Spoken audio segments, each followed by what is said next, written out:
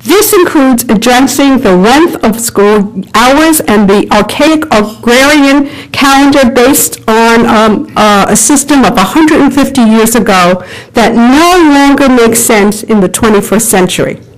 The way we get there is aligning the integrating of an instructional system, a human resource system, student supports, fiscal systems, accountability, and change in the organization of schools. Each of these components affect and is affected by each other. Let's take one example and walk through it together.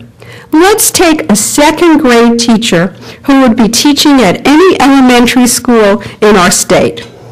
How do we get these 6 components to align so that the second grade teacher can ensure that all her children will be successful? First, she has a rich and engaging curriculum, which includes a lot of project-based learning that inspires her boys and girls. We need to provide her with world-class academic standards and model curricula that incorporate 21st century skills.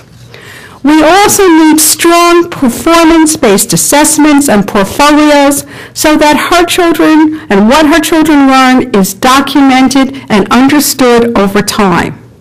This is the instructional course system component that is internationally best in class.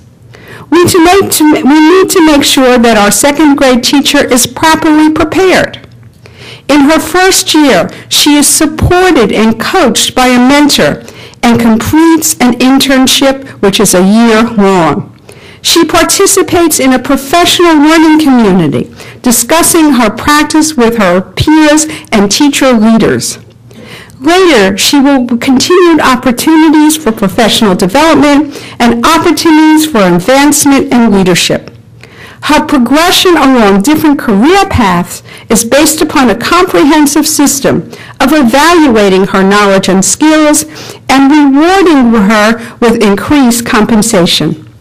This is our human resource system component.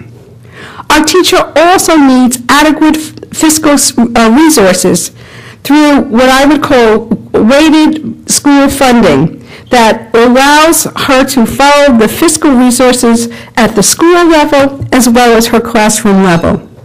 There must be adequate funding to ensure that special ed students, their needs are met, including bilingual students and gifted students. We need to ensure that there are resources from early childhood to higher education so that students are coming into our class prepared and that when they leave, they have the resources to continue on a pathway to post-secondary education. Perhaps we need to rethink our funding system as an integrated funding system pre-K to graduate school. This is the fiscal system component of a 21st century education system. Now, our second grade teacher has students coming to her with all sorts of issues that are both academic and non-academic. To ensure that each student's academic and non-academic needs are being met, the teacher must create individualized learning plans and interventions, also maybe linking them to health and human services. This is the student support system component that opens the schoolhouse door and links community resources to schools and the classroom. We must hold the second grade teacher accountable for conducting needs analysis of each one of her students and making sure that these needs are met. She will have better diagnostic tools to help her understand what students bring to the learning situation and multiple ways for children to demonstrate their knowledge, their skills, and dispositions. This is our accountability system that must measure students' growth and development over time. And it must promote positive improvement for teaching and learning and not negative and punitive actions. So our second grade teacher is ready now and willing to meet the needs of, and has the resources to meet the needs of all children. She has a great curriculum that's aligned against internationally benchmarked standards. She has been well-trained to teach and assess performance of it. She has received mentoring and professional training and has a choice of career paths with aligned incentives to improve her performance. She has a fiscal system that is needed to address the needs of all of her students. She has student support system behind her to meet the cognitive, social, emotional, and physical needs of her students. And now, are we going to put all these 21st century strategies in an 150-year-old box that is 9 months long and 5 days wide?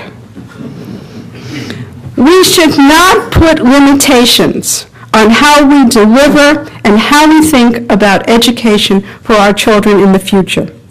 We must expand our opportunities to deliver what our students need, the sixth element of our structural systems redesign. We must transform the way we teach, but we also must transform our mental model of what schools needs to look like for the 21st century.